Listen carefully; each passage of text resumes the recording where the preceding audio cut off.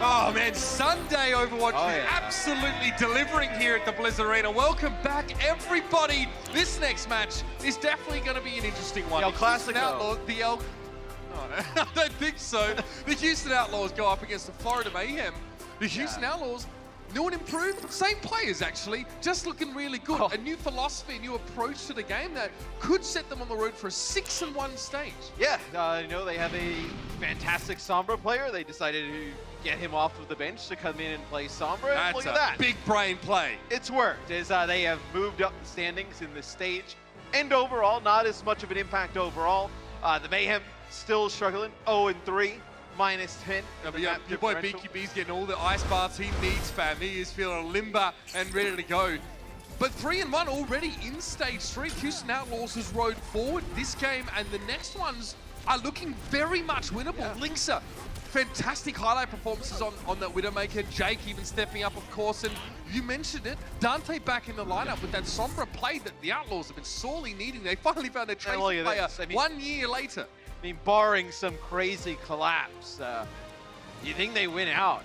I mean, you're looking at an Outlaws team that can go from not winning a game in stage 2 to only dropping 1 here in the next stage. Pretty crazy comeback. And on the other side of the stage today is the Florida Mayhem, a team who we've been hinted at a lot of changes are coming. It'll be a little while before we really see them, and that they're definitely a team that is trying to see what they can get out of Season 2 before they head out to Season 3 here. BQB, not ideal. Obviously, Zephyr has had some moments that have been pretty difficult here. They've been playing against some quality opposition this stage, but in general, they've struggled. I've been enjoying seeing what's been coming out of their flex support position, though. Both Byram and Huggerpin have looked very good. I mean, Byram and Huggerpin, then I would say BQB, the standout players for this team. I saw Bare Hands outside. I just started screaming at him to play the new guys. He's like, at least they just got here. He's like, let them practice. So I think you know, you're going to take the time. You know the players that you've brought in here are good. You just want to get them acclimated. You don't want to throw them up on stage. They have a bad experience, right? And then you start playing that mental game. And I think you'll probably see a really different team for Mayhem coming in stage 4. That's right. So keep your eyes peeled for that one. For now, it's down to see how this current roster can pave the way for the team. So let's welcome to the stage first their opponents, the Houston Outlaws.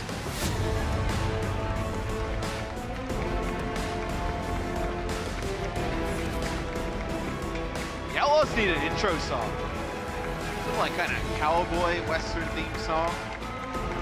Like that would do them right. It's same starting lineup that we usually see. You have Linkser, Jake, and Dante in there. They've kind of gone away from like full mat sprayed on a lot of these maps to give themselves a little bit more flexibility, some more damage to them. I mean, it is a bit of a telegraph about what they want to play. Dante's actually known for kind of playing everything and being very good at it. That's something that the Shock spoke very highly of him when he departed that team. But with Dante, Linksa, and Jake all in this starting lineup, you know that we can expect a lot of the most fun parts of competitive Overwatch. I love the really exciting plays. Linksa, you know, incredible hit scan player. We've seen his Widowmaker. Sometimes he's just freakish how he's able to make these minuscule aim corrections, you know, very quickly and just hit these amazing, very impressive flick shots. But today they need to get over the roadblock that is the Florida Mayhem.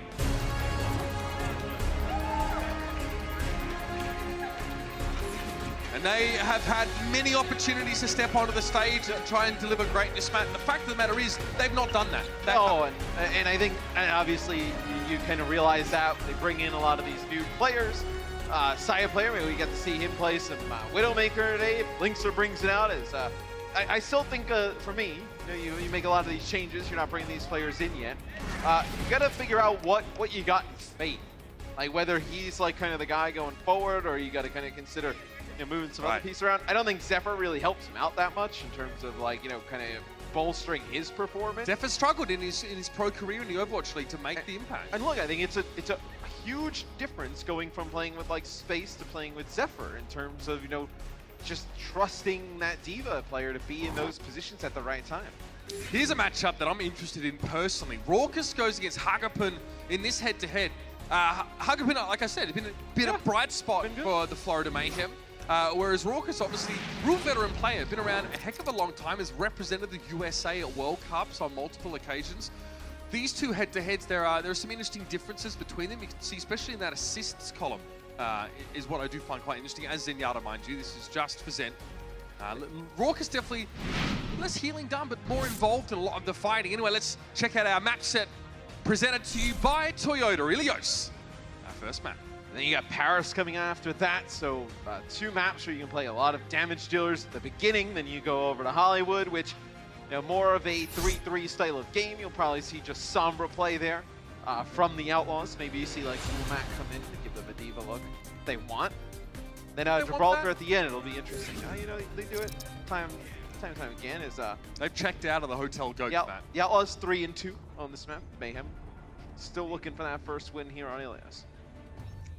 Going to struggle for them thus far, and we do expect Florida to go with this comp. We actually saw a 5 DPS composition from Florida in their last match this week. Me and Matt are your Florida casters for this week, in case you didn't realize. We've seen everything.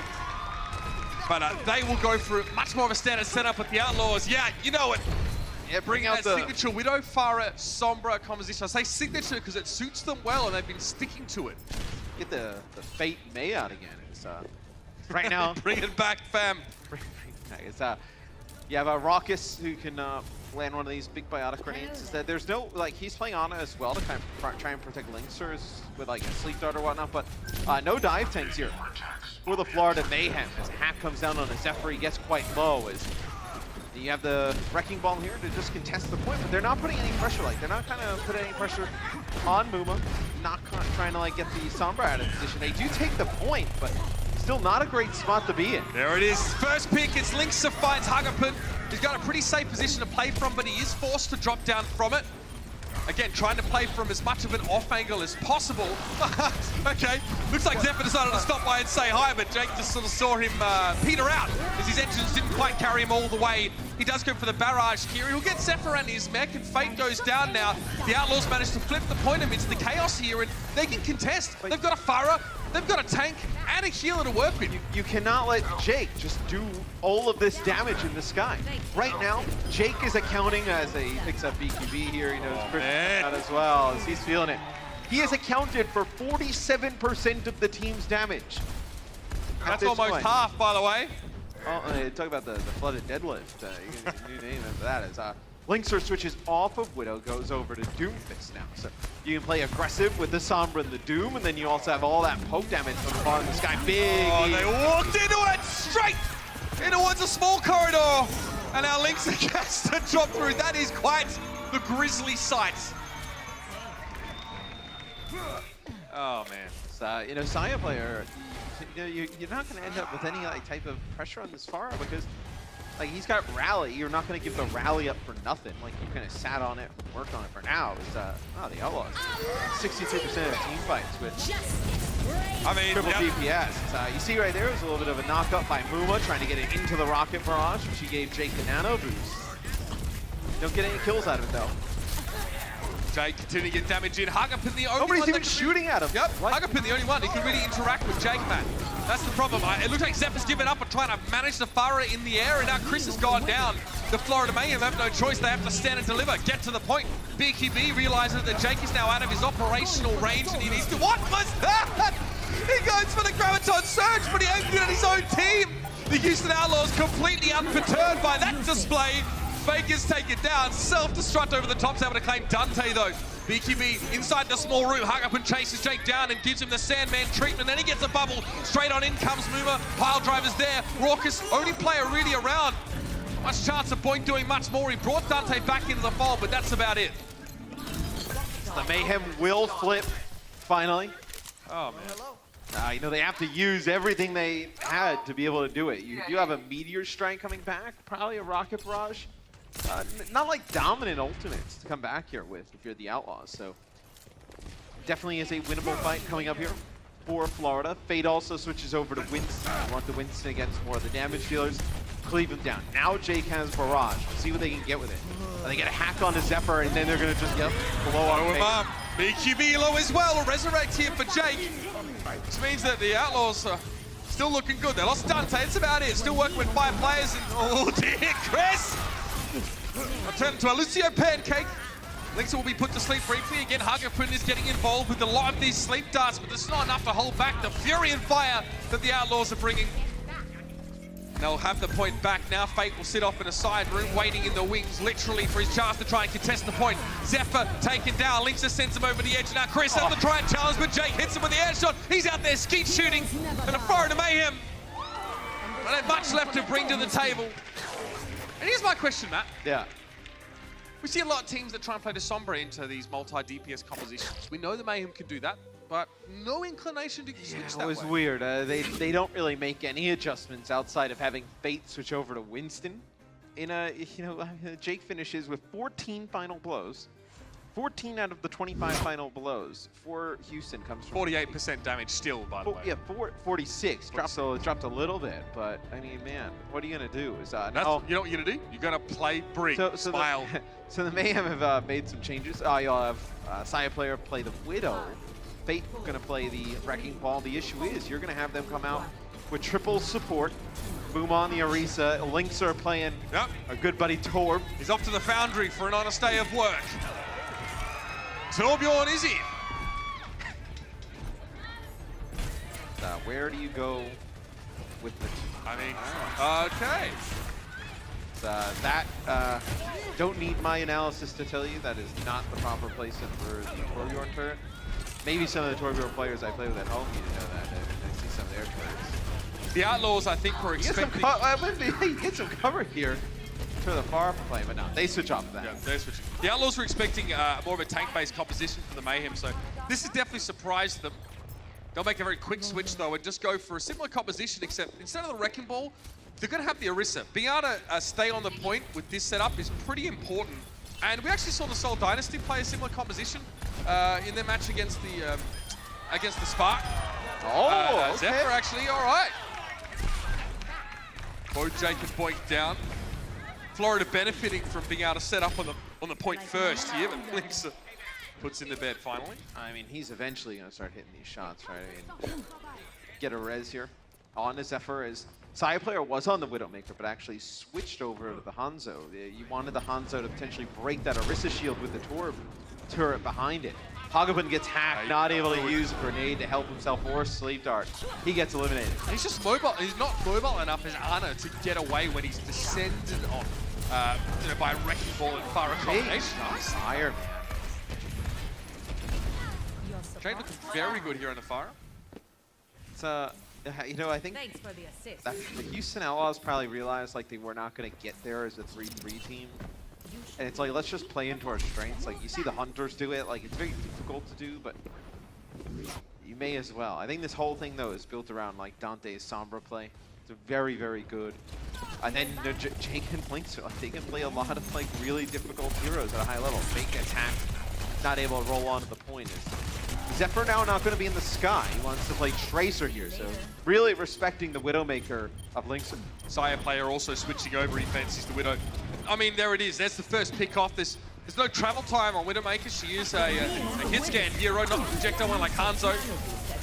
3 people hacked here by Dante and the nano boost. I mean, if it helps feed him an EMP a little bit quicker, then fair enough. BQB taken down though. Hagapun has got to get rid of Dante after that nano boost kind of expired. And the Outlaws have held the point for quite some time. They're still going to hold. Yeah, Mooma's going to contest here, and no one wants to challenge Mooma because Linkser is watching his back. He's got him covered. And he'll sit up on the high ground. Whoa, no! You thought you'd get away, son! So now Florida decides to switch over to the Winston-based 3-3. This is exactly what didn't work than the last time. They may be going back and switching back to like the Farah with, I thought maybe you would see them go back to like even the Torbjorn composition, but they're gonna go back play Farah now against it. So the Outlaws making all the right decisions. The Mayhem not able to take advantage of the compositional change here with Jake going all the way back to the spawn because they actually had Chris get hacked. Big biotic grenade there from Raucus. The minefield comes down. That is just Fate there trying to push it.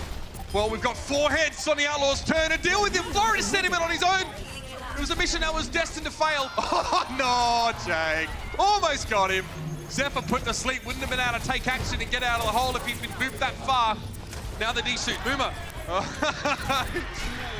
He's not done. Don't worry. He's hanging out.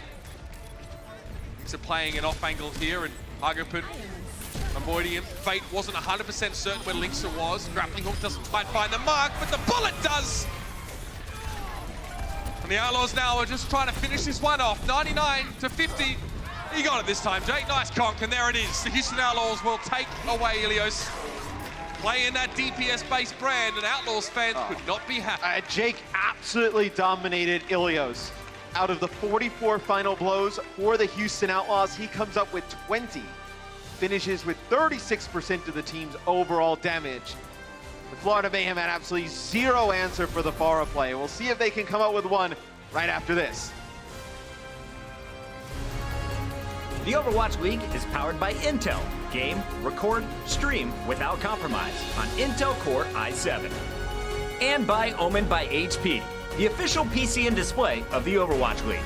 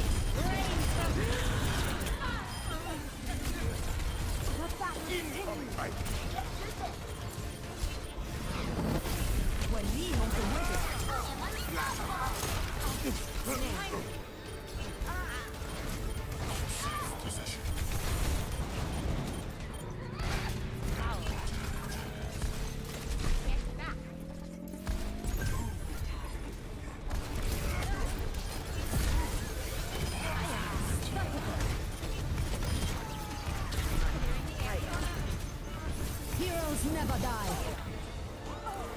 Огонь по готовности.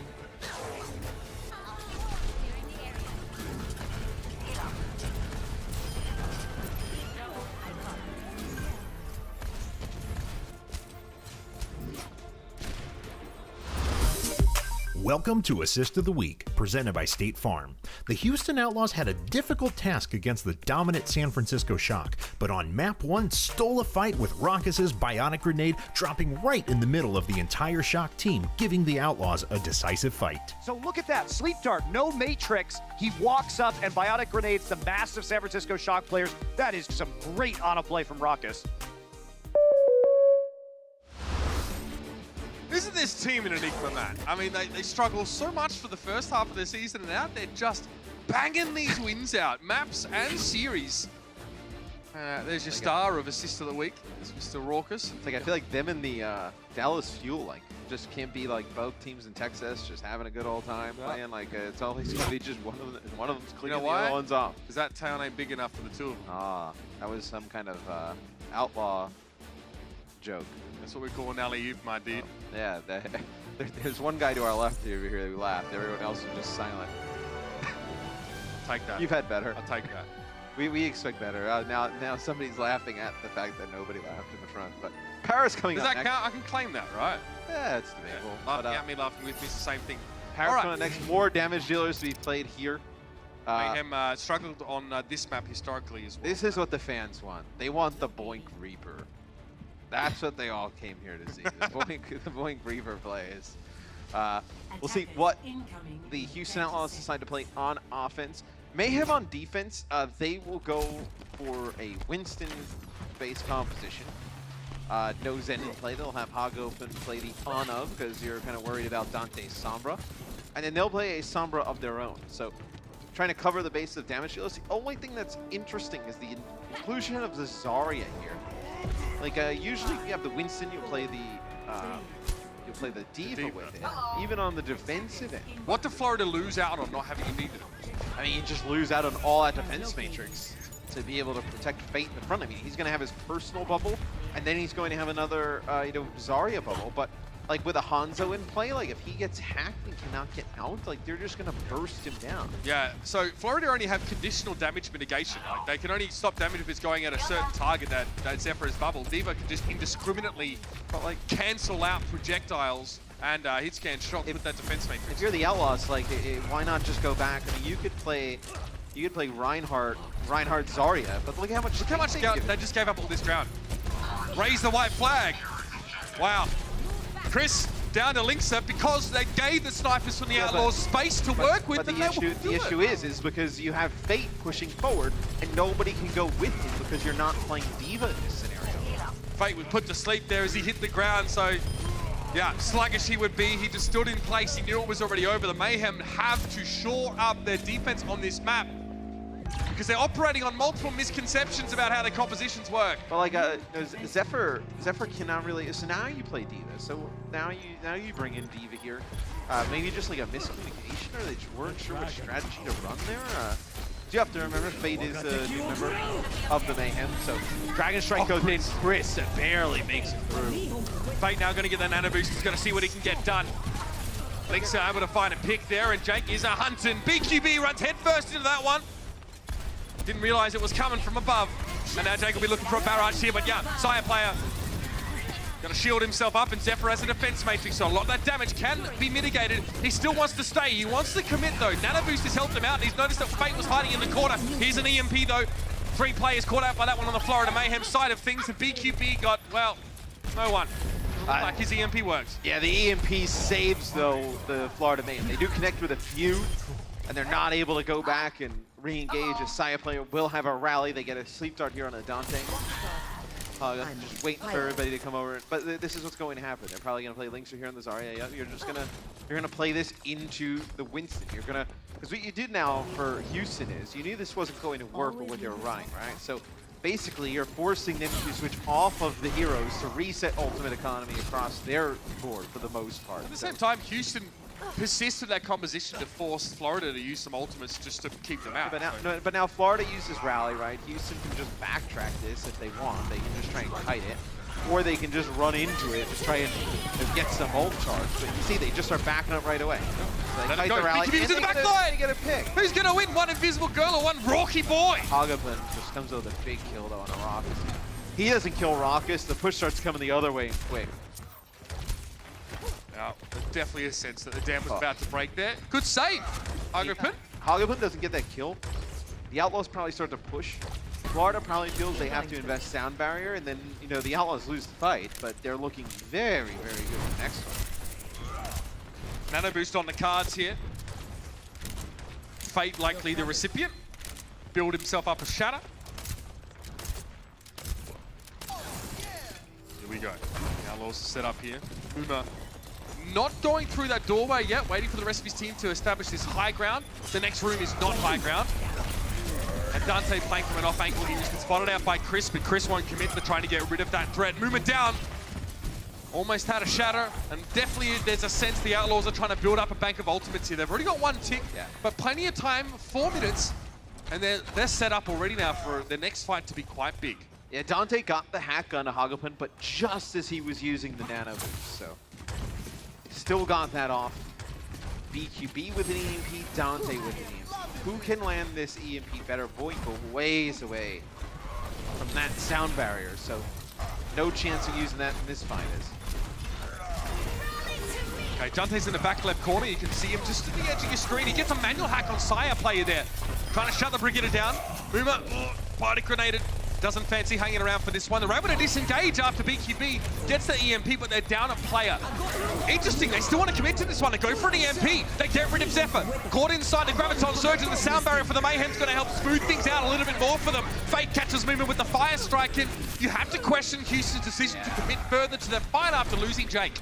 And it was interesting that you didn't have Raucus use Transcendence. I think maybe because 1 or 2 players got hit with a biotic grenade there, but that's where you would have liked the Transcendence, would have kept everybody up through that grab damage that came after. Now you basically just traded ults like back for back, and you're in square one. Why don't Houston want to play that 3-3 style, the DPS, style on this part of it? I mean, look at the chokes. I mean, it's just really unforgiving. You have to fight on the point in this small area. So, like, Bara doesn't make as much of an impact in this part of the map. A lot of the heroes they would like to play don't really do it. I'm so glad we got to see that from point. That is excellent. getting himself forward, putting pressure on Fate, moving him out of position, but Jake is actually taken down here. Still, 2 ticks and counting for the Outlaws. The Mayhem may not have noticed that point was ticking up. You see, the point is that yellow area, right?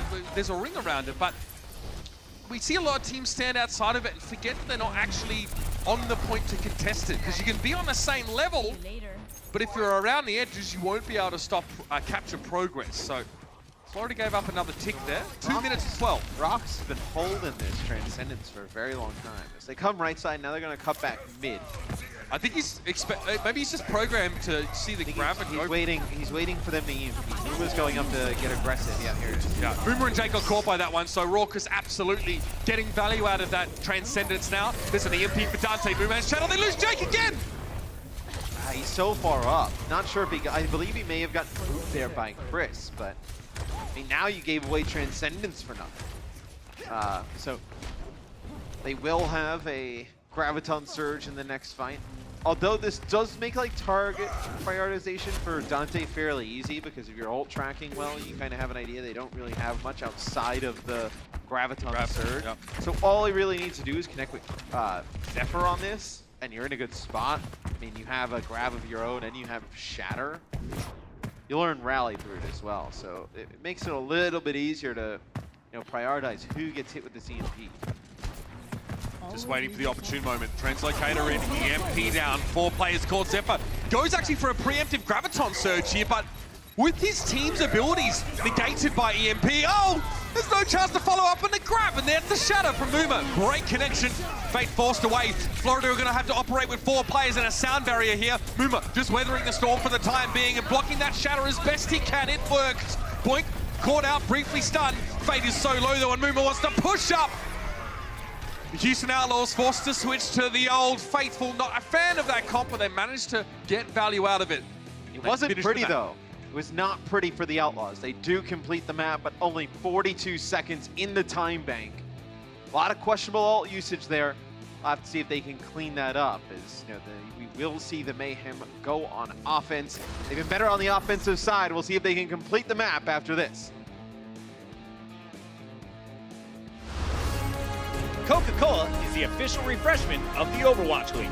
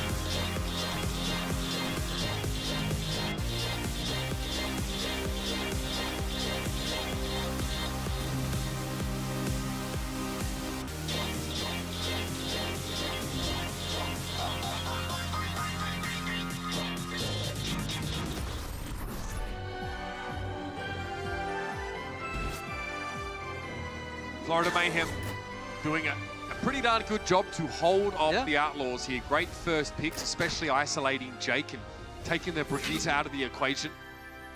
And the Houston Outlaws only have, 42 seconds left on their time bank after completing the map. Florida have a chance to step up here, but there is still a big hurdle to be crossed. The Outlaws are going to be playing this Orisa with the Junkrat, Widow, and Sombra. The Jake Rat is back. I thought you'd like that. So we'll see what Florida decides to answer with. BQB going to bust out Hanzo, so you'll play an offensive Orisa. Okay, so you're going to play just the solo healer on the Mercy. It's going to be Chris. Then you're going to play Hagapun on the Hog, so you get the hook combination. A lot of shield pressure here with the Florida Mayhem's comp. Diva, Roadhog, Orisa, and Hanzo do a really nice job pressuring out that shield. Zai's looking for air shots here. Oh, he knew Jake was back there. Fate goes down, though, to the Junkrat. Resurrect will have to be committed. Lisa with some space! And look what he does with it. Like a good damn interior designer. Yeah, I'll take the Leopard Shades, why not? So, now, this first push, you want to run... I get what they're trying to do, Florida, here. So you're running these tanks, you want to put pressure on the shield, maybe get a Hall Hook, an easy pick.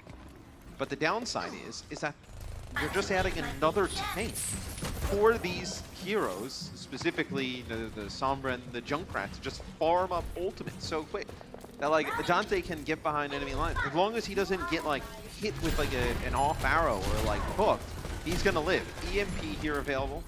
He gets a hack onto the Hog coming on in. These tanks are not going to do too much when they're EMP'd either.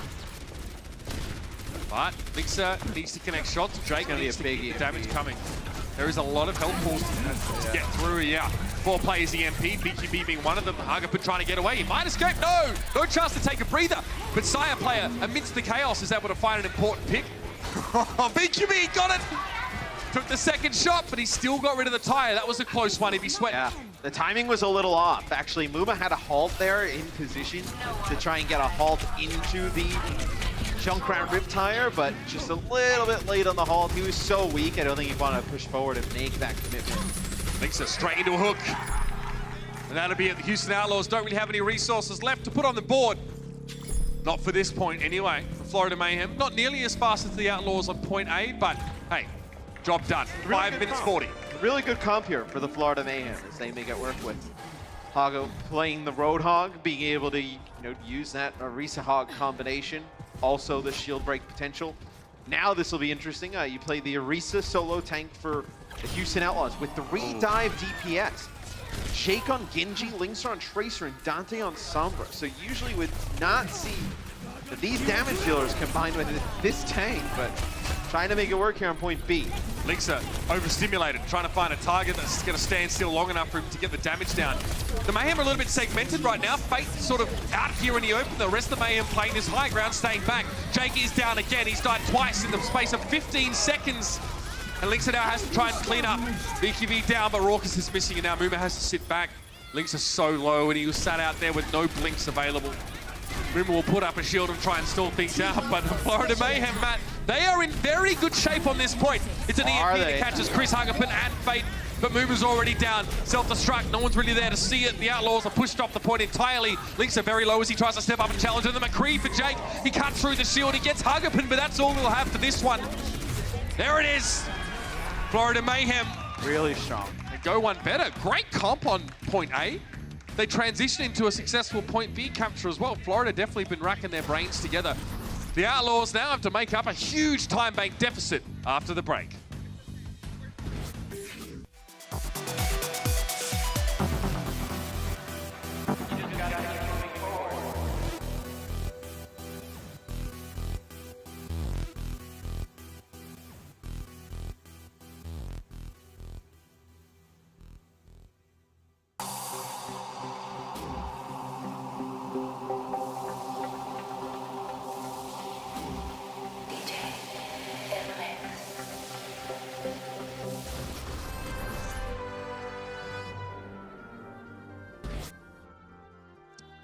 Four minutes and 44 seconds on the clock for the Mayhem. So having a higher time bank means that they have the privilege of defending first. Let's see what they go with. Bust out your best Bastion. Yeah, the Bastion Bunker Buster. I like the Bastion comp with the Widowmaker because you can't really. It's hard. You can't really focus the Widowmaker, like have anybody try and focus the Widowmaker because you have to dislodge this bunker setup from the bridge. So. 2 different forms of damage as well. The Bastion's obviously like consistent, whereas the Widowmaker is hard to track because she'll, it'll be coming and going in flashes, burst damage from the headshots. So what they want to do here is they want to get Muma to the point. I don't think they're gonna opt to switch off of this. So let's see what they decide to go to. Looks like you're gonna have Linkster switch. So Linkster's gonna play Tracer. Okay, dive. So you play like a a very strong version of dive. So 3 dive damage dealers with Tracer, Genji, and Sombra, and Muma on the Wrecking Ball. So this tells... This is very Philadelphia. Yes. Well, they want to put pressure on point. They want to put pressure on the Saya player. You just want to get the Bastion moving. Once he's out of that turret form and he starts to move around, that's when you can take advantage of it. As they are doing a nice job of that now. Bastion on the platform, just having to run everywhere. I mean, and the Outlaws, they're not waiting for Jake to get a Dragon Blade. They are taking opportunities as they present themselves, and Raucous down the range. Finds a shot on the Saya player. This is not where you want your Bash. No, he has a very, very limited arc of fire. He's still able to find Muma there, like because of some CC being involved. Nice And Linkster donates that one to the food bank. Zephyr eats it up, but look at this now. The Mayhem have to come forward. They can still contest the point out of line of sight of this Bastion, man. Nano boost on towards the Bastion, and BKB's going to step forward. He definitely feels more confident now. Stepping out with a bit more of that damage mitigation, Jake. Obliterated as he tries to get into position. Transcendence now looks a little bit awkward as Dante falls. Transcendence will not protect you against the tank. And BKB shuts it down. The Outlaws got what they wanted. They got the movement on the Bastion. They forced him into that small area where you could have kind of camped the point from the side. The Ant Matrix, though, and then plus the tank configuration allows them to push out onto the point, take the fight to Houston. Houston, though, does get 74% progress, though. So good progress there for the Outlaws. It is a bit awkward, obviously, for Florida still to get value out of 4 Bastion, minutes. because they don't want to hold. Yeah. Oh, well, yeah, we saw how they went last time. They managed to hold for about 2.5 minutes, which is pretty reasonable. It's about what you'd expect. I don't think they run the same comp, though. I mean, if you're the Outlaws, I probably would bring back the same exact set. I expect them to stick with what they've prepared. Okay. I mean, it just seems strange, right, that you just flip the scripts just because there's less time in the bank, perhaps. Yeah, as they'll come out with Junk, Sombra, Widowmaker with the solo tanking Muma playing Orisa. And his job has been tough over the last few weeks. Oh, He's man. been playing solo tank for a long time. Yep. I mean, it's not just like solo tank Ball, like solo tank Orisa. Like, I mean, they had some really tough setups they put him in. But Yeah, it has to be, like, it's never about him, but he also has to be really solid and consistent. But it also is about Yes. the same time. It's like, can he win them the game on his solo tank Orisa? At least with this setup, you expect Muma to get a little bit more healing resources or attention. Boink obviously sticking with Linkster, but I think Florida just changes off of this back to what they were running. yeah, why not? Or Yep, something here it different. comes, yeah. Yeah, okay, they got the double sniper, the wrecking ball. No, they're gonna. They should get the Orisa. Yep. It is odd, right, to see like the Orisa sort of attacking into this situation. Obviously, she can't carry your shield with her, so you want to place the shield down, overwhelm the defenders, force them to be the ones that move, just like this. You see how movement Raucous is forced back? Raucous gets halted and almost taken down. I mean, the idea is to use these halts to just get like one pick off, and they get a hit close there on a Dante. I don't think that is resable. That is very far away. So now the Outlaws are going to be forced to play on point. So the Mayhem step up. They set the shield down. They overwhelm with damage. They break the Outlaws' shield, and they can step forward and keep playing like that. Linkster can't get an angle. Look at him. He's just constantly looking for ways to get in. It's Saya player. A little bit too good today on the Widowmaker battle. Jake's able to respond at the very least, but Hugger just gives Boink a tap on the head. And it's just Jake and Dante. Dante will play off the point here, and all he can really do is try and contest, get a hack. I wonder if you hack Hugger in there instead and prevent yourself from getting hooked and quickly picked off, but it's a small thing. But Paris is going to go the way to Florida Mayhem. Great composition. They read it well and great adjustments. And Hugapun was very strong there on Roadhog. Finishes the map overall with 11 final blows, 25 limbs. Tied for the most on the team. He puts together a very good map. Helps lead Florida to steal map number 2. Now it looks like we have ourselves a match now. We've got halftime coming up. Don't miss it. We're going to break down the action we've seen so far. The Overwatch League is brought to you by T-Mobile, now connecting 99% of Overwatch League fans. Catch your league on America's network, T-Mobile. And by State Farm. Whatever life brings your way, State Farm is here to help life go right.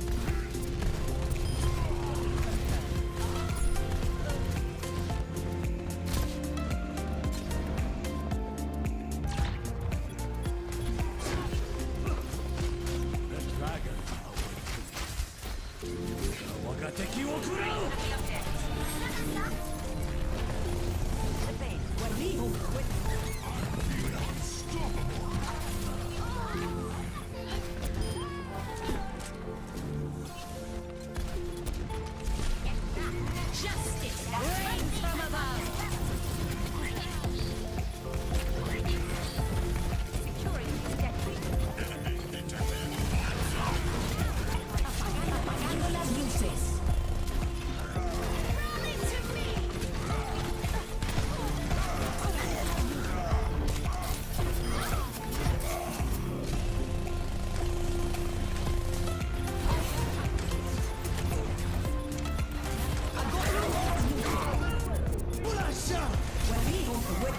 Огонь по готовности!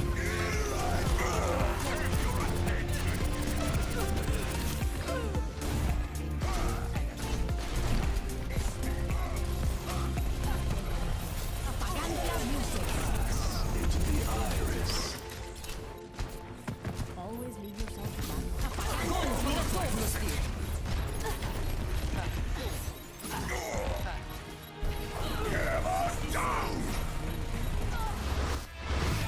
Florida has just one win all season, and tonight they're going up against a team with 3 back-to-back-to-back victories. Can the Outlaws continue to roll?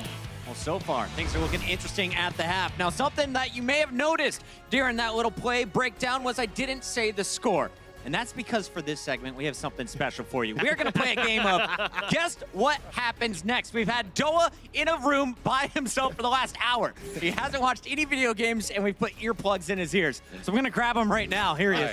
Doa, Oh, yes. first question for you. I was playing Hearthstone, but I was not watching the Overwatch. Can you guess the score of our match at the half? It's Houston versus Florida. 2-0 Houston. 2-0 Houston. All right, go ahead and take that off. All right.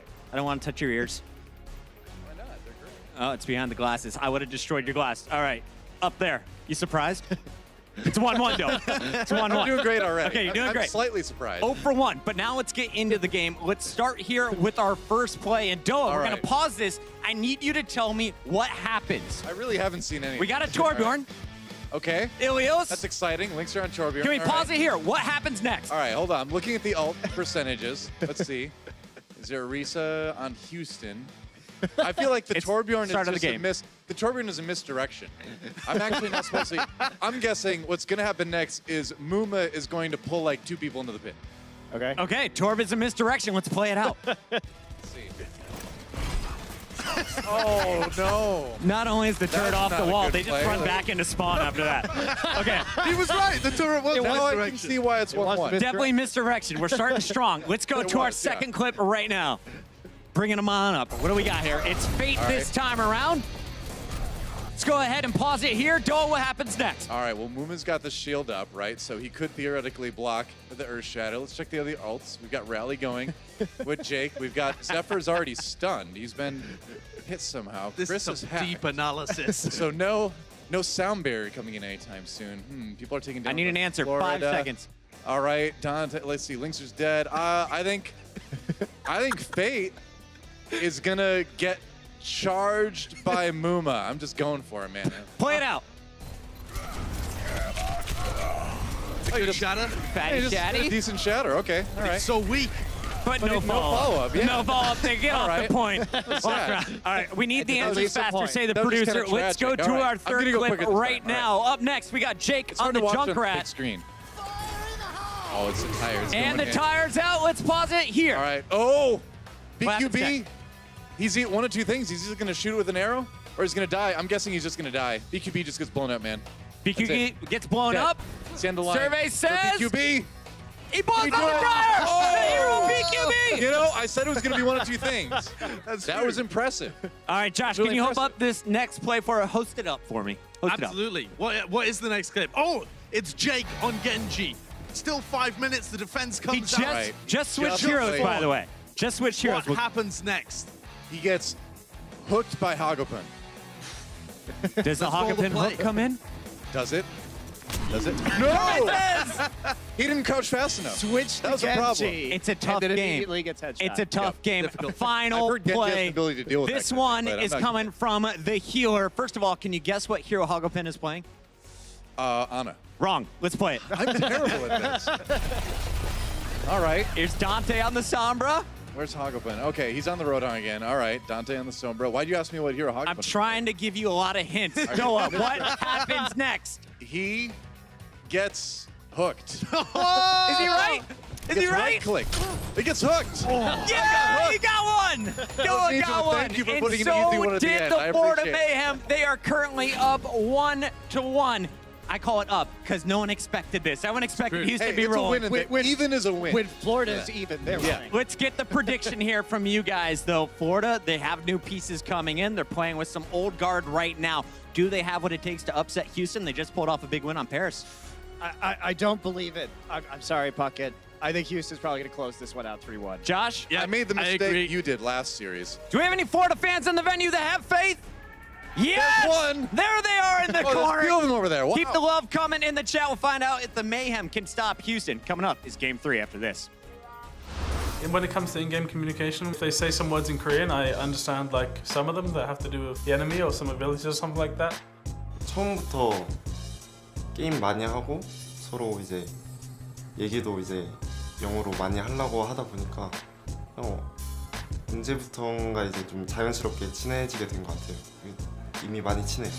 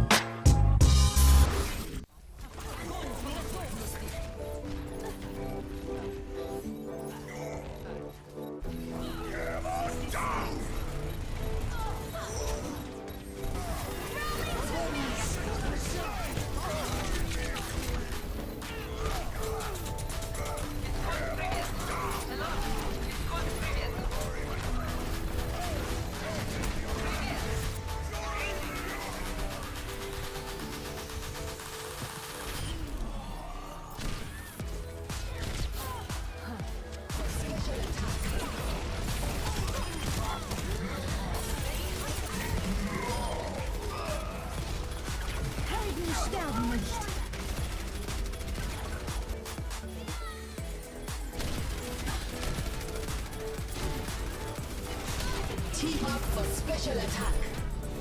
Apagando las luces. Nerf this.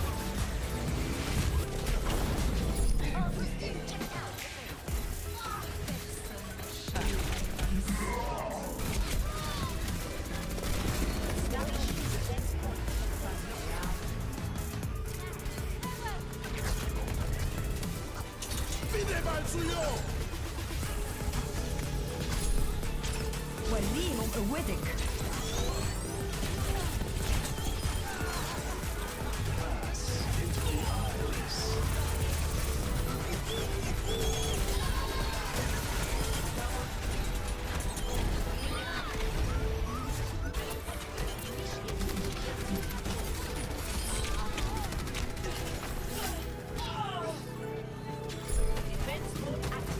Helden sterben nicht.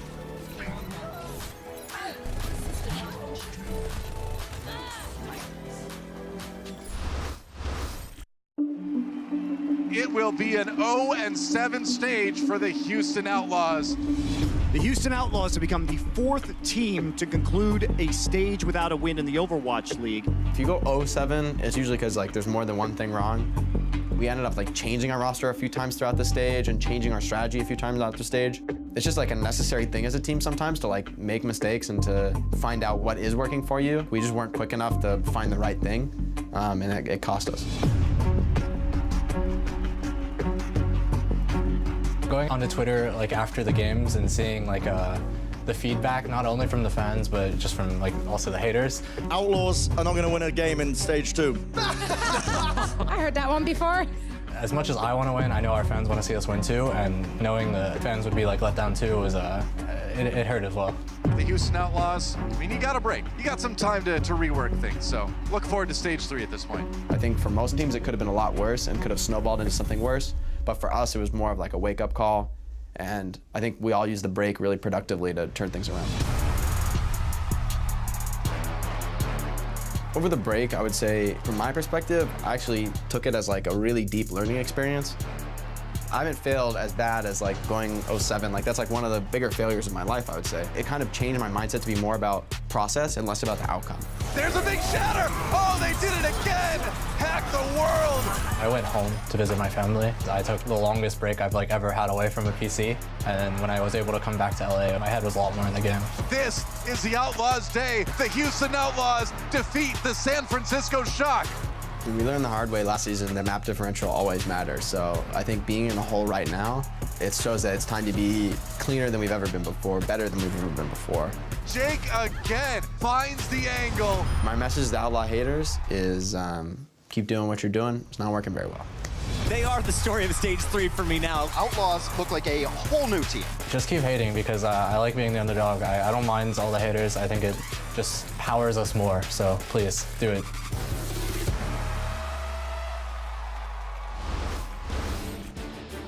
Houston Outlaws have definitely overcome their fair share of challenges in their roads to the top. And yeah, I mean, here's an opinion. I'll throw one out there. But we at this point, as you're a professional player, you should all be saying the same thing. Like, good luck if you have things to say about us on Twitter. Like, why wouldn't they? Yeah, really care? I mean, why would they care? They're out here to play, man. And I think sometimes during like a break or even like during like a normal week, like if things aren't going your way, like it's almost better to just step away and just get away from it completely than to just keep like grinding like bad habits and just like that negativity. Like and you're sat there, and people on the outside with zero information about like your team, your conditions, what's going on, trying to give you advice on how to play or how to do PR properly. It's like, come on, man. You gotta do positive vibes. You're dreaming. Just sitting there in that negativity all day during practice couldn't have helped either. No. Both teams have not won Hollywood.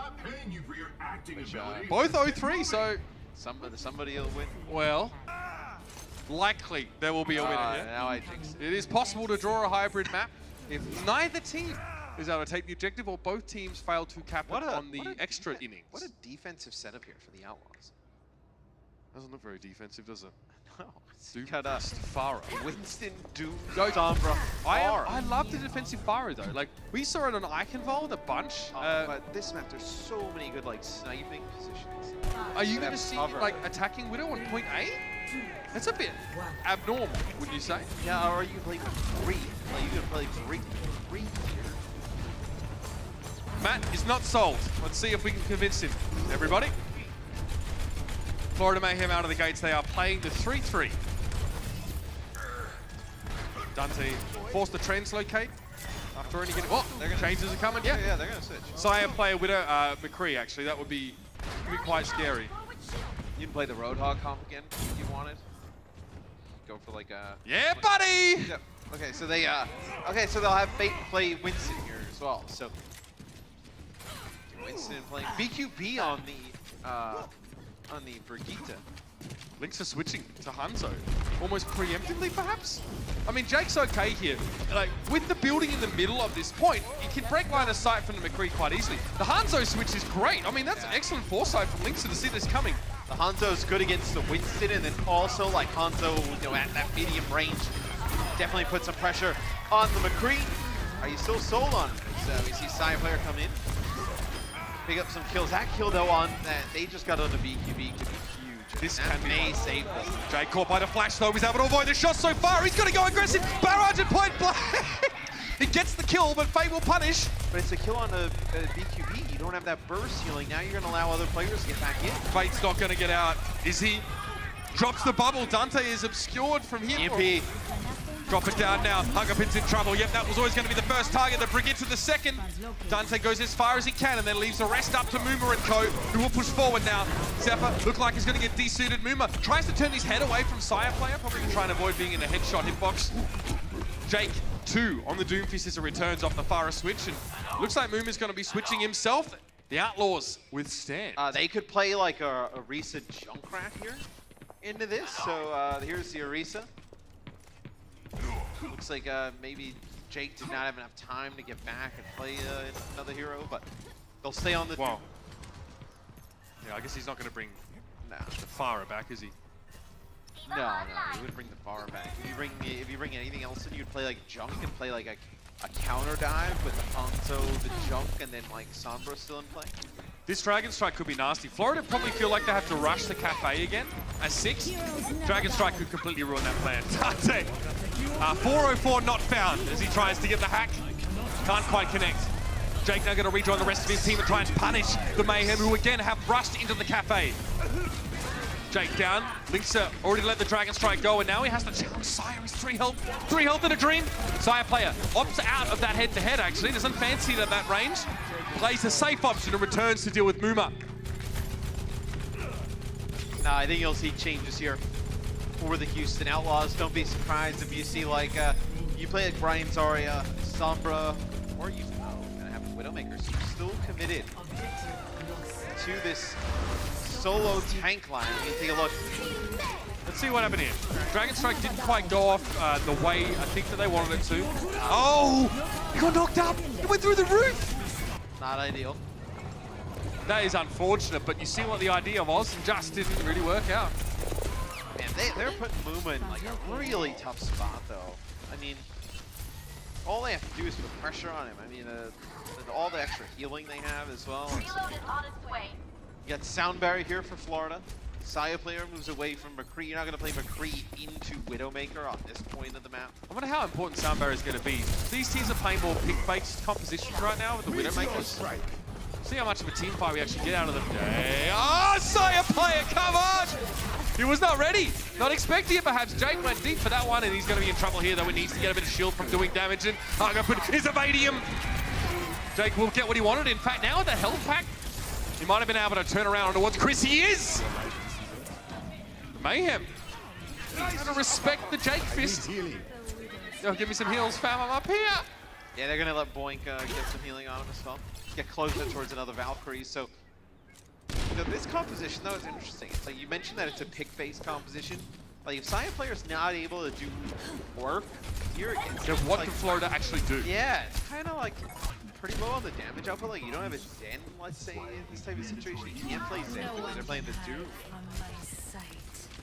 Fire player's position now known to Linksa, and the sneaky little flank that the Outlaws were about to get hit with was revealed to them, but it wasn't quick enough to save Dante, apparently. Linksa playing a long way back. He knows he's being harassed by the Winston. He's just trying to get an exit frag as he's going to be pressured down here.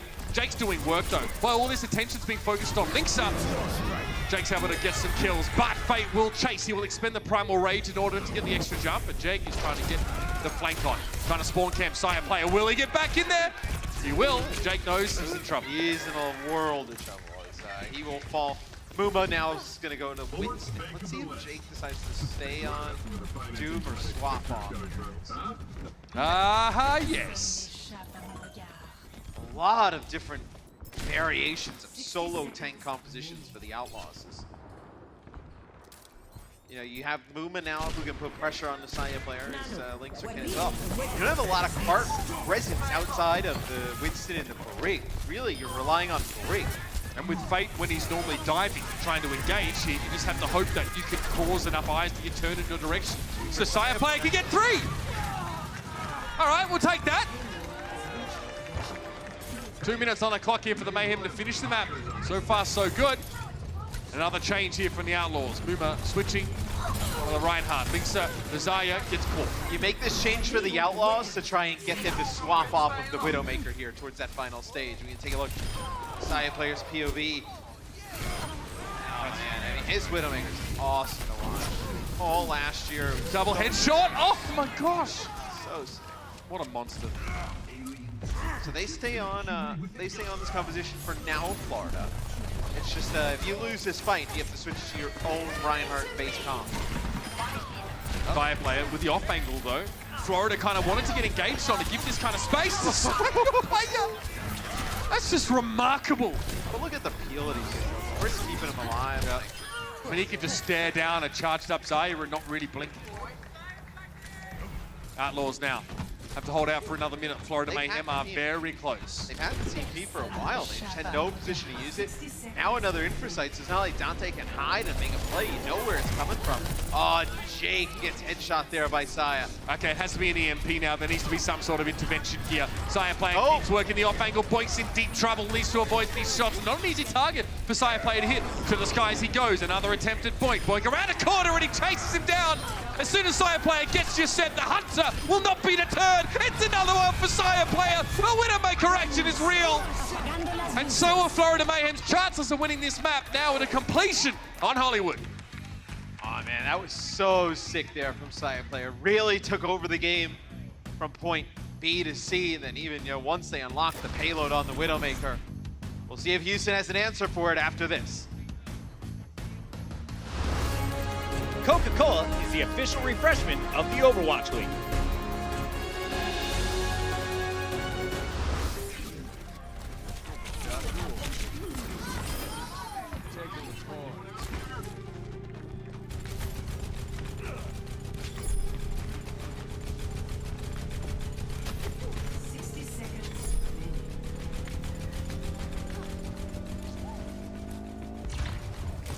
Meteor strike.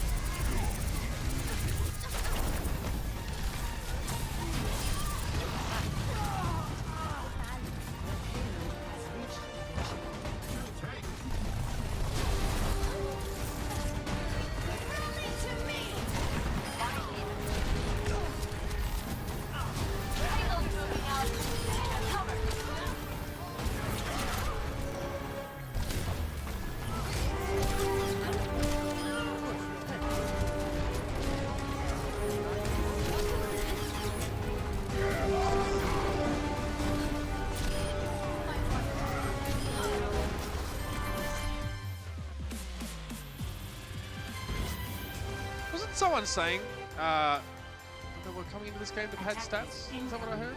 No? Didn't hear anything like that? Houston Outlaws were on a roll coming into this game, but Hollywood's definitely been a challenge for them so far. Look, in all fairness though, they hold Florida to under a minute here. So even if the Outlaws finish the map, they'll have to go again in extra time. The Atlanta Ren homestand is rapidly approaching, fam. It's going to be a fantastic event. The Florida Mayhem will be in attendance along with a group of other teams who are all ready to show us some fantastic action. Atlanta will be there. Yep, that's right. You know who else will be there? DeFran. Yeah. He's gonna destroy Yeah, Brett. It's just dumb. Like, why even insult DeFran to put him on a level where you put Brent against him? As if there's any remote possibility. I think that it's there'd be more of... it's a celebration of mediocrity, that's what it is. Brent's proving that he can do it. Yeah, no, he can't. Oh, Fate's in. Well, he is actually playing up on the high ground. Linkster gets the damage boost from Boink. And comes in with the storm arrows, just goes right on his head. Get the picks, baby, that's it, move on. Look at him follow up. Oh, he wants the win! Like, I mean, some of these, these look really good on offense. The Outlaws are so clean on offense. I think it's just for them, just trying to figure out how you can make this work on D against compositions you know that, like it's like the Chengdu Hunters can run it on D, right? Like, I think that's what makes them really dangerous. It's like you can run it on defense with the Outlaws. It just did not look good on their defense here on Hollywood, but I think it's just, you put a lot of pressure on movement. That solo tanker eats the roll. Boink, he falls here. He actually ends up getting hacked. Linkster with the dragon. They try to use that to like save him. The dragon just comes out a little bit late. Doesn't really provide much of a deterrent. It doesn't look like Linkster is immediately looking to switch off that pick here, so it was not just a throwaway ultimate. Great dive by Fate. Follow-up was good by Zephyr as well. Those two were in there together. Speed boosted, whatever, by Chris. BQB now can play from the high ground, and as the Outlaws advance a bit more, he can get pretty easy hacks, and also pressure Jake. Hacked Farah can't do a heck of a lot. Linkster goes Brigitte. You needed some kind of help. Jake was waiting for the commitment from the Mayhem. Barrage came down. A lot of that was mitigated though. Hagapin, nice transcendence. Jake realizes he's a little bit too close to the ground here and takes to the skies once more. Yeah, they're burning these ultimates. You're still pushing the card for the Outlaws. When they go back, they may kind of walk into an EMP. Now they're kind of split right now, aren't they, the Mayhem? It should be okay if they can reconvene around Zephyr. Sire player a little bit low here, and yeah, gets caught now. Chris might be in trouble as well. EMP committed by Houston. They catch Fate with it. BQB might try and reciprocate here, but most of Houston are already out of the fight. What an odd little sequence of events. I think you stay on the bar here if you're the Outlaws, just because they've not pulled out the Widowmaker just yet. Interesting, yeah, Muma play the Orisa, gives them like a little bit more staying power on the cart, keep it moving. The Linkster doesn't really play like D.Va. I mean, you're not gonna like play like a Roadhog here. Is that EMP is gonna hit 4. So your kind of only option is Brigitte at that point. Yeah, Jake not in a position to actually use a potential barrage from the damage of those first 2 rockets. He gets hacked, so there wouldn't have been an option. Fate really been active this map, and the Houston Outlaws might have to switch to something that's a little less comfortable for them. Who would have thought that of all teams, Florida is the one that's forcing them off some of these comfort picks? It's quite an interesting matchup. I think what you're seeing from Florida today, really good compositional switches, and then also they're not just kind of like throwing around their ultimates, like just all over the place. They've been much better with their ults today. It'll be a self-defense from Zephyr. Beautiful! In, gets 2. Raucous down, and that's the fight over.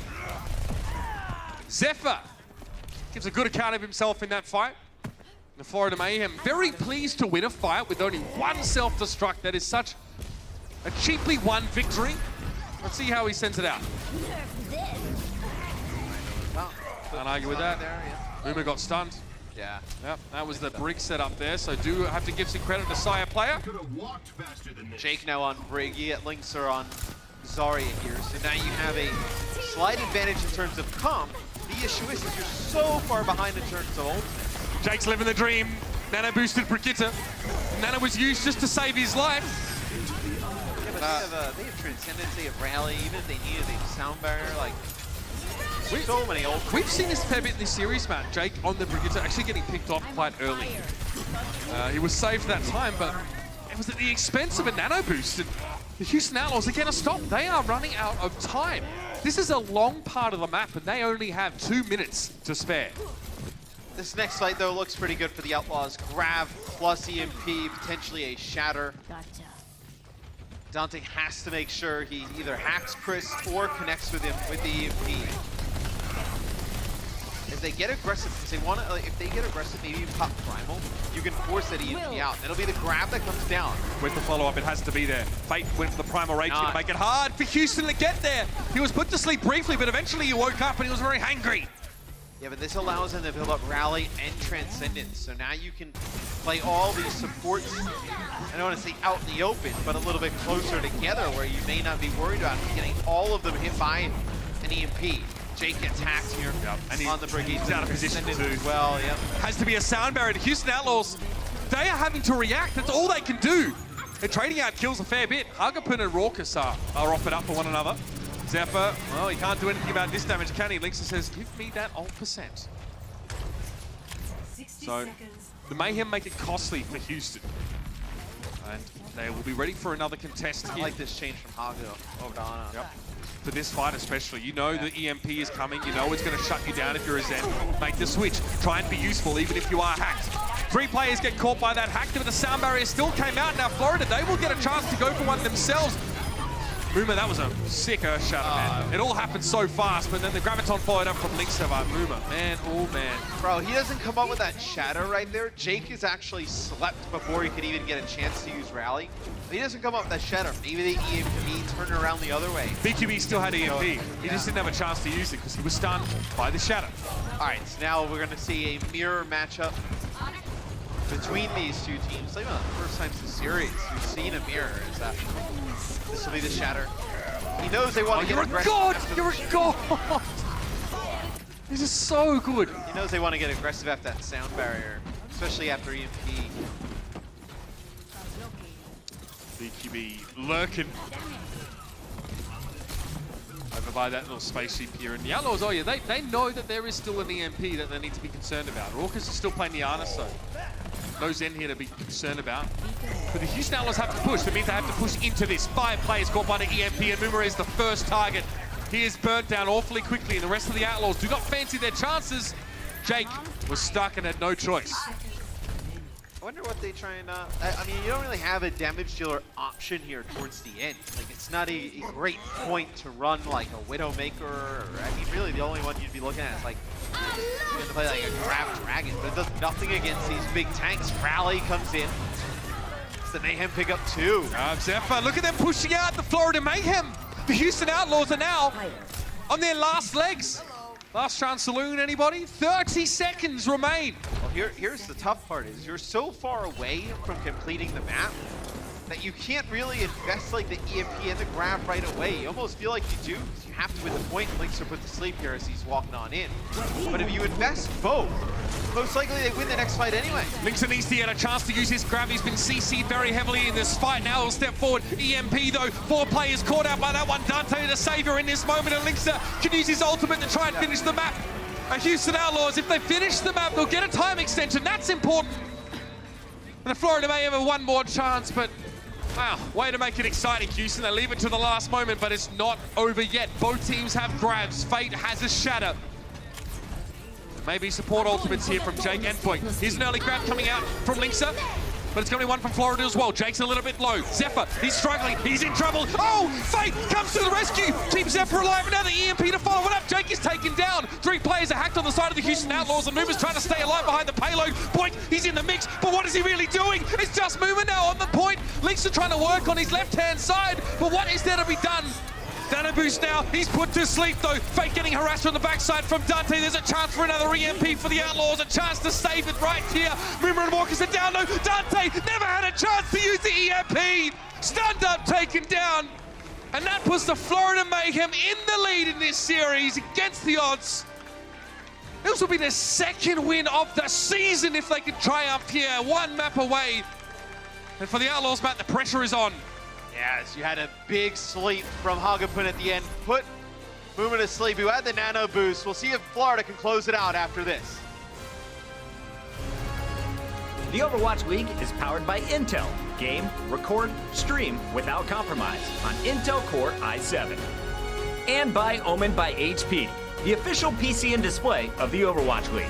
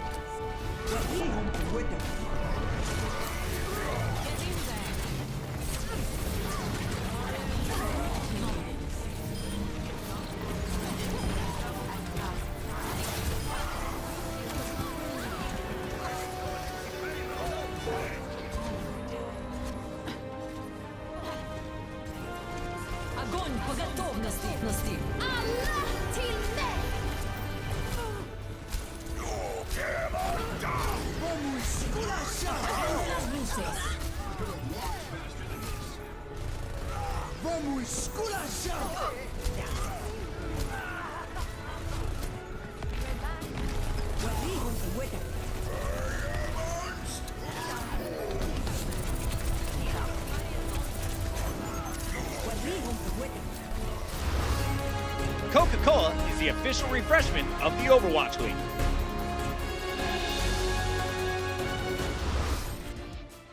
What a timeline we would be living in if the Houston Outlaws were to beat the San Francisco Shock and then lose to the 1-16 Florida Mayhem all in the same stage. You'd be living in the same world where the Atlanta Reign beat NYXL twice and make a stage playoff. And they say Overwatch League isn't an anime. I tell you. Crazy stuff, man. Gibraltar will be our final map of the series, and that is an exciting prospect for those of you that enjoy sniper play. It might be an option. And mind you, the Outlaws come into the Smash for the stage 3-1 with a +5 map difference. If they were to lose this, drop to 3-2, especially you lose this map, I mean, now this drops you out of the stage playoff cutoff. Bad news is, Matt, is that Outlaws don't exactly have a winning record on this map. 0-3 on Gibraltar. And you're also making a run here, Houston, towards the end of season playoffs. Like, they are not out of that yet. Where you look at, a lot of their games, they're winnable, the ones that they have left. The issue is, you lose this one, that means you have to beat a team that you probably didn't expect to beat on the run. You're going to have to come up with another win. Not like the one you had against the Shock. You'd rather win this one than have to win one of those. So it's a massive series. The possibilities are endless, and there'll be a lot of interesting scenarios to contemplate, but we'll have to do that after. Because the Houston Outlaws are out of the gates with, we'll call this the well-behaved composition. So no Wrecking Ball, no Widowmaker here. The Outlaws want to play Sombra in a triple support setup. I mean, the only ones who can play Wrecking Ball on defense here is the Chengdu Hunters. Chung dudes. Just because they don't really play anything else. You have standard 3-3 from the Mayhem. The Outlaws come out with just the Sombra version of it, so nothing too surprising. So you're going to let Dante farm up this EMP.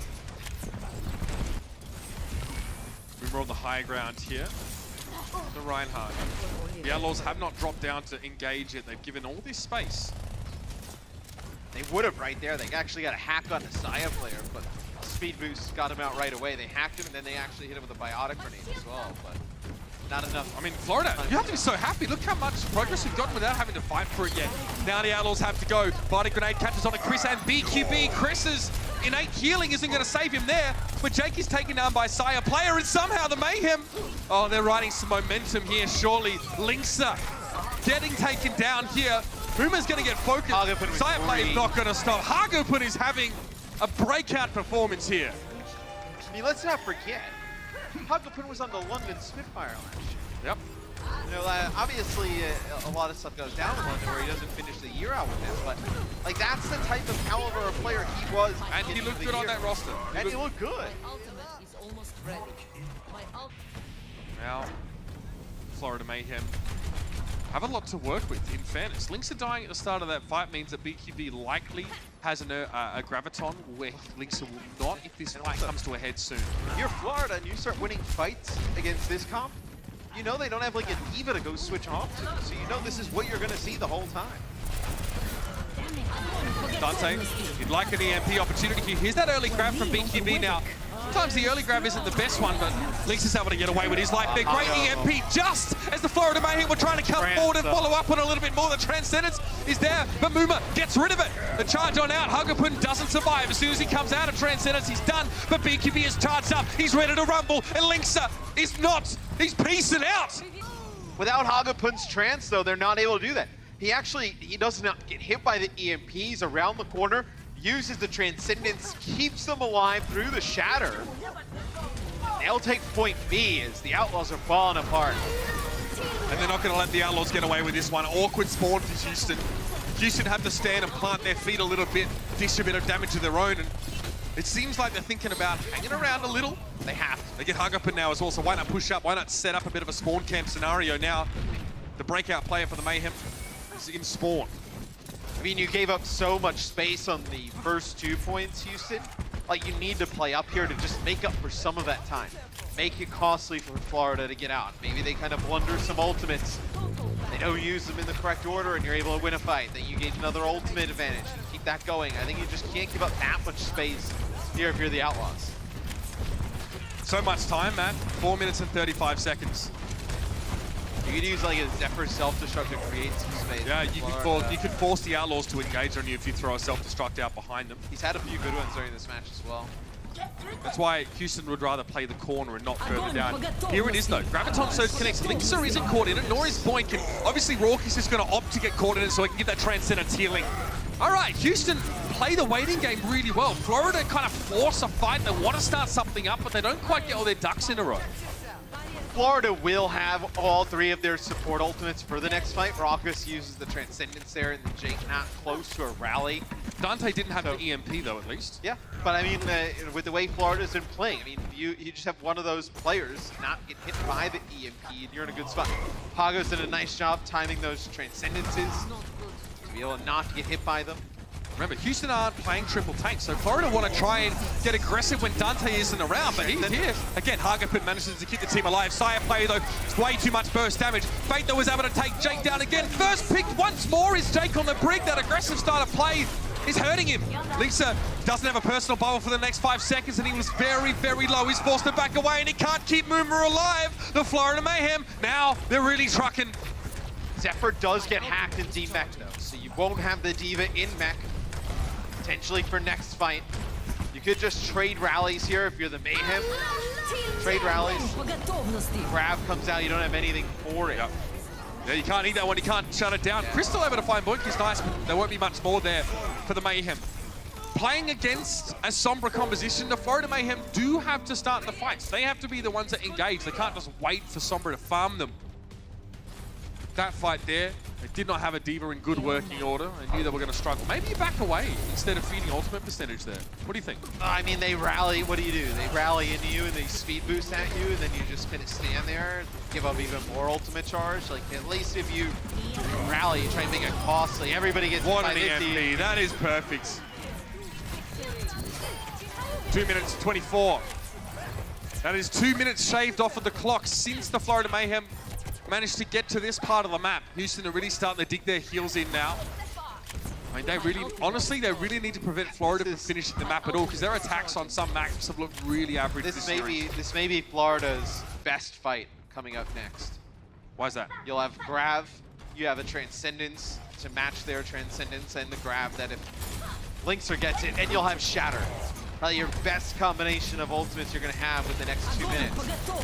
So the stars have aligned for the Florida Mayhem. They pin one out. Okay, they want to run away. They caught Moomer out. Moomer very deep, and they're able to turn around and pick him up, and they haven't spent all those ultimates quite yet. Zephyr, all right, getting excited. I like to see that. Jake, they forced the Transcendence out of Hagapun there. Yeah, Jake struggling here. Sire player got hacked manually. Florida Mayhem are able to push there, but they would have liked the Transcendence for the last fight. The Outlaws come out with a rally, they come out with a grab and a sound barrier here. They just need to come out. That's all they need to do. Boomer, a little bit segmented from the rest of his team here, but the grab is good. Yeah, they're going to catch a lot of people in that one. Fighting grenade to keep them healthy. The Diva Bomb? No, not a lot there. Fate trying to knock Moomer down to subject his team. That would have been a huge play. It's a lost fight, but Fate suicide charges against the enemy Ryan to try and get a knockdown. I like the idea. 1 minute left for Florida. That was, as she put it, potentially their best fight. I mean, they'll have another one. Raucus is nowhere close. I mean, look at all 3 supports for the Outlaws. Nowhere close to ultimates. You just have this EMP. It's got to be good. And the issue is you don't want Chris to get hit by it, but you need his speed boost kind of in play to make the play on the card. So, see how he goes about dodging it. They're waiting like here, but like there's no reason for them to jump down. Florida have to go. They have to go. I think maybe they know they're walking into an EMP, but what do? The Graviton Surge, that's a good way to start off a fight. So you're not worried. You know half of the other teams around. Yeah. Half of their backline is not there. He feels zero pressure to use this EMP. Dante could see the Florida Mayhem were just a bit desperate there and getting ahead of themselves. I mean, so close to their second victory of the season. I get it, but... Well, they were just trying to get the Outlaws to panic. Rally, and then they use a grab. They were trying to get them to use an EMP for it. You're not even going to make it back to the card here, potentially. Time. Now to overtime. Both these teams have been through the Valley of the Shadow of Death. Who's going to come out the other side unscathed? Over the top is Dante, challenging out Zephyr here, forcing the Diva away. He can't contest now. It has to be Sire player, but Sire's caught up in a grab. Fate steps up, his shield is bigger, he's able to protect him, but here's an EMP on towards 4. Shatter from Uma, great follow-up. The sound barrier was there though, well placed by Chris, but a Transcendence for the Houston Outlaws means that they can step forward, they can take this space away from the Florida Mayhem, and they don't even need a realtor to do it. Houston managed to hold the tide back. And the Florida Mayhem prevented from finishing this map. I said that is what Houston really wanted to play for there. Now they know what they need to do to secure a map 5 map. Yeah, Dante just holding on to that EMP for the perfect time. Forced Chris to play so far away. No Lucio healing, no speed boost for such a long time. Isn't it crazy? The implied threat of a Sombra dropping on top of your team caused Florida to split their resources in half, preventing them from adequately following up on a Graviton that they had to use to try and end the round there. And if you use Sound Barrier, he just uses EMP, takes it away. You're kind of in a no-win situation. if you're the Florida Mayhem. You kind of have to. Okay, what about if you preemptively transcend it so they try and get aggressive behind it? They don't normally work, right? Those aggressive transes. Yeah, I mean, it feels kind of bad because if you don't get anything for it, that's why you use Rally in that situation. Right. Because like you'd rather burn Rally than like burn Transcendence and go in and get nothing for it. Like at least if you burn Rally, you still have Transcend Sound Barrier, but you can actually respond to. They use Rally and Grav, and they knew there was zero chance. And Dante knew there was zero chance he was going to use the EMP because when he's up on the perch, he's stealth. Obviously, he can see what's going on. He knows it's only 3 players coming in. So there's a reason why all 3 are hiding. They're trying to get it out. He hacks Zephyr for like the 14th time that round and says, well, now the D.Va can't access me up here. So what's the point? Nice job by the Outlaws. They really managed to gather themselves towards the end of that round. There was 4.5 minutes on the clock when Florida were on that last stretch. Great recovery. Now they need to follow through with this. Oh, baby. Okay. Doomfist for Link Safara on Jake. Florida comes out with the standard GOAT composition. Houston comes out with Sombra Doom Farah. Boomer playing that solo tanking Winston. And they get into this court. Mutual knockdown. Sire Player went for the shield bash. Perfect! Oh, it's so good! Sire Player knew there wasn't much he could do to stop the Doomfist except for go for the shield bash. And, well, the mutual knockdown doesn't exactly benefit the enemy when they're surrounded by your team. Usually you would like a Winston if you're like the Florida Mayhem, but the position that they're trying to hold, you need the barrier of the Reinhardt. Like, you cannot sit that Can they stay like this, Matt? I don't think so. I mean, eventually you imagine you're going to get picked through the Outlaws. I mean, just too much damage. And Linkser again, he's down! He's been alive for all of 5 seconds on this half. Sire Player. Yeah, but what's going to happen when they, like, get an EMP or a Nano Barrage down there or something? Like, it's good now. But how do you live through all of this damage? It seems like it's a matter of time until you get like dragged out of here, given that eviction notice. But for now, it's pretty annoying. Although they can just contest the card from there. So it's not like there's any pressure on the Florida Mayhem to do anything. No, the onus is definitely on Jay. I mean, they have the Nano Barrage available. Maybe they want to try and use it all. I don't know if Florida get another chance to fight if they die here, though, Matt. They're not that far forward.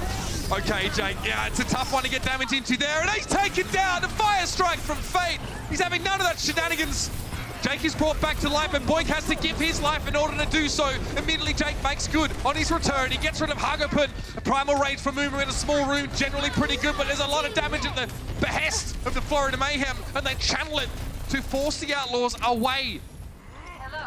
Houston, fortunately, able to save that EMP, but they used a lot else. Yeah, you have Sound Barrier still here as Hagapun comes back on Moira, so bringing Moira in for that large healing.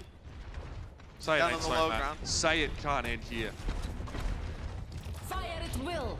That's the EMP. That one was from Linkser. They managed to at least draw some of the Florida Mayhem players out into the open. Sire down. Fate struggling. He got hacked. Couldn't have used that Earth Shatter if he'd wanted to. And now, if the Mayhem stagger too much here in this fight, they may struggle to get everyone back in time. Zephyr, the D-suit, and taken down. Maybe Florida have another chance. Florida stands close to bait out Grav, but like you're not going to barrier that because then it's going to just get EMP'd. And Dante knows that's the game they want to play. So what does he do? He just hacks the Rhine and then they just burn him down. Dante is such a big brain. He does more by not using EMP than he would by using it. So sick. He can't stop Zephyr from getting the self-destruct there. You saw that the Mayhem tried to stun Moomer to protect. Yep. He's hacked for the time being. Gonna have to wait. Fate taken down now, and Moomer gonna push on. That's quite clever, right? Hack the mini D.Va. She's out of the fight for way longer. Now Moomer can swing through, and the Houston Outlaws are giving themselves a real shot at this now. Managing to solve the puzzle of the entrenched Floridians. Fate making a march there towards the cart. Get taken out as Hagapun switches off now of Moira. Goes over, plays some mana as Moira used a Coalescence, didn't work out. So we can take a look at why it didn't work out as Raucus hits a sleep dart here onto the coalescing Moira up on the Nazi, dude! Yukimi, though, having to get rid of Raucus now as the fight has continued, and it was a Graviton Surge here used by the Florida Mayhem. Oh dear, they've stopped the Outlaws for now. I mean, finally they did a good grab. I mean, before that Graviton Surge, they had 1 kill off of all the grabs they've gotten so far. Linkser has 13 kills off of the grabs that they've used. Florida were just awful at following up on those, man.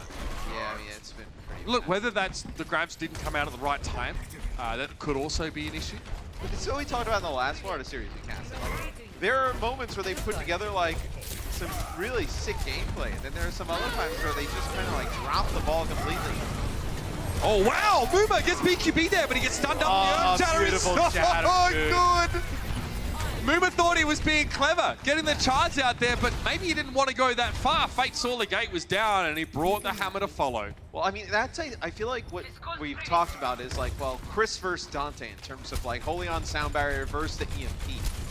The best way to force Dante to EMP is to win like 1 or 2 fights against the Outlaws, and then they know they need the EMP to do it, and then you know it's coming, like, and then you can play around that. But when the Outlaws are consistently winning the fights without the EMP, that's the struggle. Down early. Take down again. Not what you want to see if the Houston Outlaws put that in. You hate to see it. I mean, we highlighted Hagapun v Raucus as one of our key matchups in this series. I definitely think that there's been delivery on both sides of that balance, especially from Hagapun. He's been very good. I mean, he was good in the last match we casted. They don't bring in Byron today. They played him on the Bonnie the last. But they're settling at least in that regard. Yeah. Oh, Zephyr, you do not want to be there at all. You absolutely don't want to be there.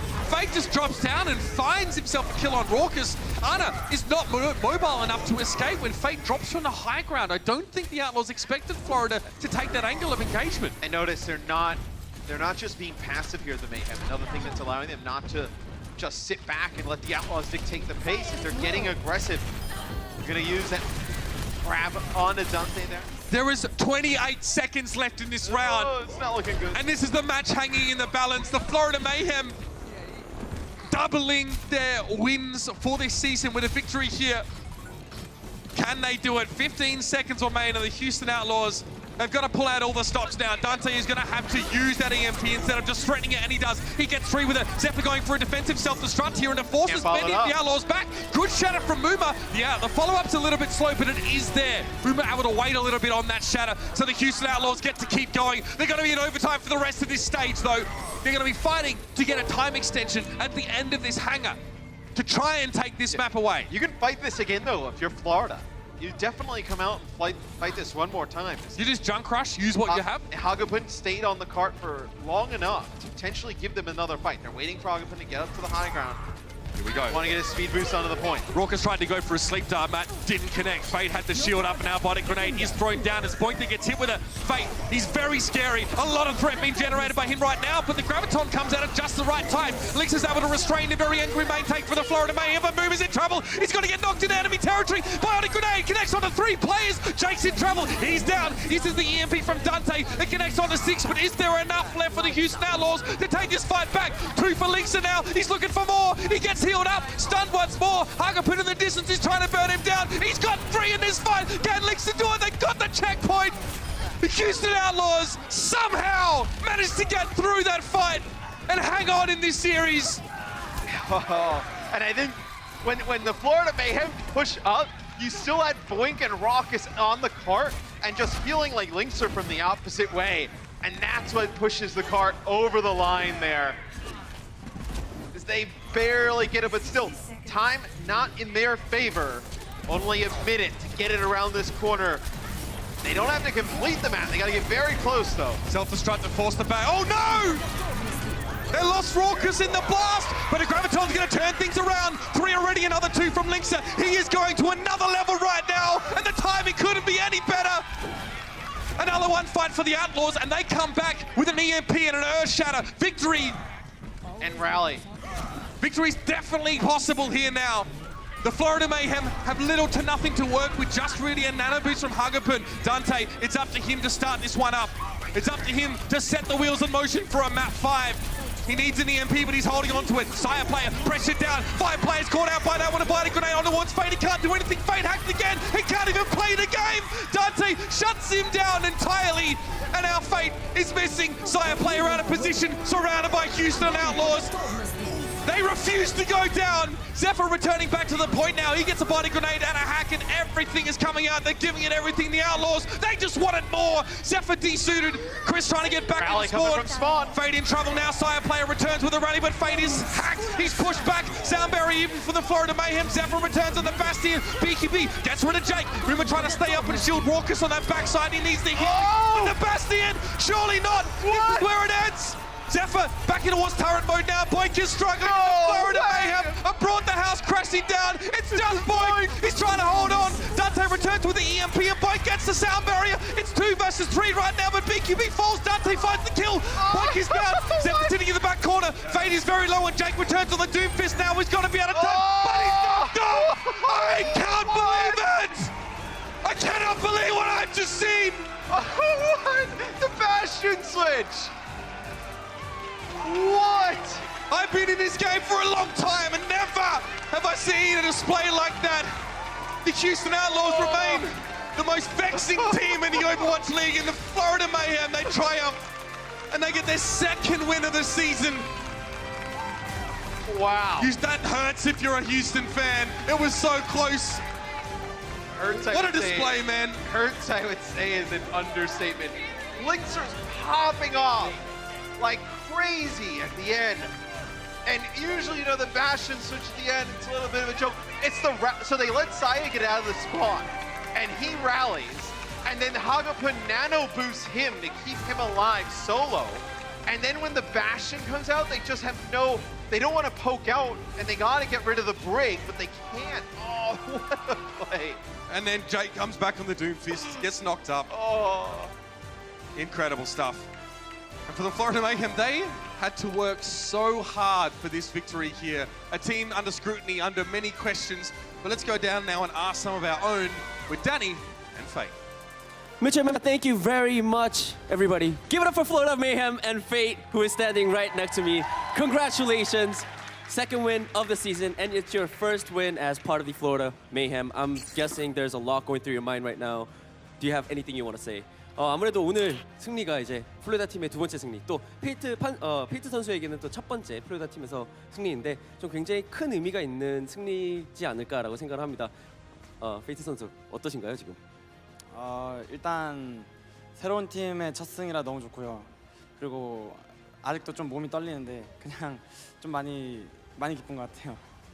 It is my 1st ever victory with my newest team, and it just feels really good. I'm a bit shaky, but I just want to say that it feels really, really good to get this victory against the Houston Outlaws. Congratulations again. And also during halftime, I actually talked to your team, and they told me that you and your teammates also are starting to gel very, very much and gelling very well. How has that, teamwork helped the win against Houston Outlaws today? 제가 오늘 또 하프타임 때 팀과 좀 얘기를 해봤는데 페이트 선수와 또 팀원들이 조금씩 조화로운, 조금 더 팀워크가 좋은 팀워크를 만들고 있다고 그런 말씀을 해주셨어요. 좀 그게 오늘의 승리에 좀 어떻게 도움이 된 것 같으신가요? 사실 아직 좀 부족한 부분이 많았는데 근데 그냥 서로 더 믿어서 안 될 것도 되고 그런 게 좀 많았던 것 같아요. 그냥 오늘 경기에서는. There's still a little bits and pieces of things that we have to work out as a team, but I think we are gelling better and just we're getting there as a team and having that teamwork, and that's why things at team fights that we could have lost, we still won, and that's how we ultimately got the victory today. Fate, thank you so much. Congratulations again, Mitch and Matt. Back to you guys. I mean, what a moment for Fate as well. A lot of struggle with the Valiant to really make their mark in this season. Moves over to the Mayhem. There's a lot of uncertainty about that roster as well. And you could just see how much they wanted it. They dug so deep. I actually said in the commentary, Houston wanted more, but I was wrong. Just in those final moments to switch to Bastion, we've seen it work time and time again. There's no way that Houston would have been ready for it, though. Yeah, they were not. I think it's really just a combination of the rally, the nano boost, the Bastion switch. They were not prepared for it whatsoever, and this loss really hurts Houston in terms of the standings. Like, they needed to win this game, as they are now on the outside looking in, still with a good map differential, still in a very good spot. They got some winnable games coming up, but you thought this one was definitely one that they should have had.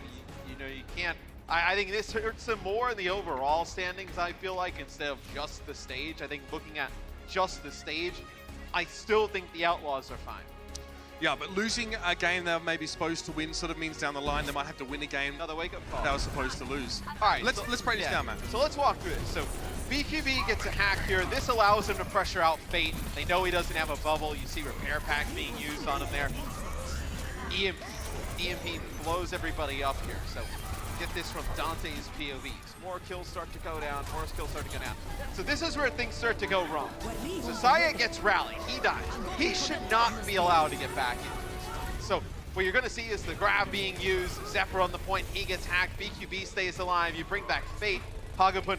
Saya rallies like immediately off spawn here. He's gonna come up right out of this doorway. But they're trying to get Fate off of the cart, like they needed somebody to play pressure on the door. This allows the sound barrier to come down, Saya player gets a bubble, and he's still got rallied. Grab comes down, you don't have a ton of follow-up. And this is where it spirals out of control. The nano boost used right as Hagapun dies. So man, you're not Point able gets to a sound barrier just in time. Look at that ult percentage. Just behind the payload, EMP sound barrier. But you had nothing to pressure this. They don't have enough players to pressure Zephyr from his position, so they waited out. It's like that combination of like BQB, Hagapun, Saya player to be able to stay alive. That's what turns it. That's the stuff that incredible Overwatch is made of. And you know what? I'm giving it to this guy. We don't get many of these player of the matches for the Florida Mayhem presented to you by Omen by HP, but Hagapun absolutely gets this honor today. Just a stunning performance. He played the Roadhog. We saw some awesome flex support work from him. I mean, mate, he was just on point. Yeah, very good on Ana. His Zenyatta, the transigences that he was getting off, like right as those EMPs were coming down.